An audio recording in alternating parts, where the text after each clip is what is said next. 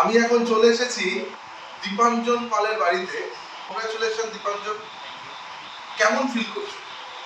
আমি খুবই খুশি, আমি জব পেয়েছি এবং আমি টেক মহিন্দ্রাতে প্রথম জব পেয়েছি এবং আমার বাবা মা। আচ্ছা, তুমি প্রথম দিন যেদিনকে জেটকিং এ এসেছিলে নিশ্চয়ই একটা স্বপ্ন নিয়ে এসেছিলে, তো সেই স্বপ্নটা কি পূরণ হলো? হ্যাঁ, আমার স্বপ্ন পূরণ হয়েছে এবং আমি চাই আরও এগিয়ে যেতে। তা তুমি এইচএস কোন স্কুল থেকে পাস করছো? আমি এইচএস পাস করেছি পূর্ব বারাসাত আদর্শ বিদ্যালয়। বেশ, তারপরে তুমি গ্র্যাজুয়েশন কোথা থেকে পাস করছো? গ্র্যাজুয়েশন করেছি বারাসাত কলেজ থেকে। তোমার ব্যাকগ্রাউন্ড কি ছিল? Arts, commerce, science? Commerce. Commerce ছিল। তার মানে তুমি কমার্স নিয়ে পড়ে আজকে অ্যাজ এ ইঞ্জিনিয়ার তুমি টেক মাহিন্দ্রার মতো কোম্পানিতে জব করছো। বেশ, তা আমি কয়েকটা র্যাপিড ফায়ার কোশ্চেন করবো।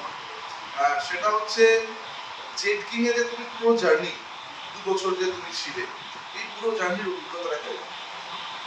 অভিজ্ঞতা আমার ভালোই হয়েছে। আমি প্রথমত ইংলিশে একটু কাঁচা ছিলাম এবং আমি পিটি ক্লাস করে ইংলিশটা ইমপ্রুভ হয়েছে এবং আমার যেহেতু আমি কমার্স ব্যাকগ্রাউন্ড এবং আমি টেকনিক্যাল ক্লাসগুলো করে টেকনিক্যালের নলেজ ইমপ্রুভ করেছি।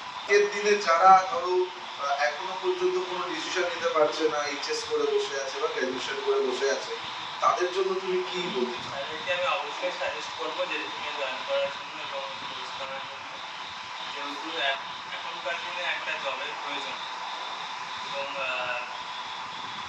প্রাইভেট সেক্টরের জব ছাড়া এখন পাবলিক সেক্টরে জব পাওয়া খুব কঠিন।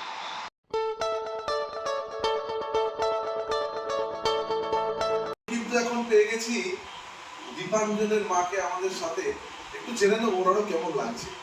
তো প্রথমে আমার তরফ থেকে তো দীপাঞ্জনকে অনেক অনেক অভিনন্দন, কিন্তু আপনি মা হিসাবে বা আপনার পরিবার, আপনাদের বাড়ির ছেলে চাকরি পেয়েছে, কেমন লাগছে?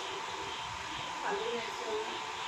তাহলে আশা করেছিলাম যা, তাই মোটামুটি পেয়েছি।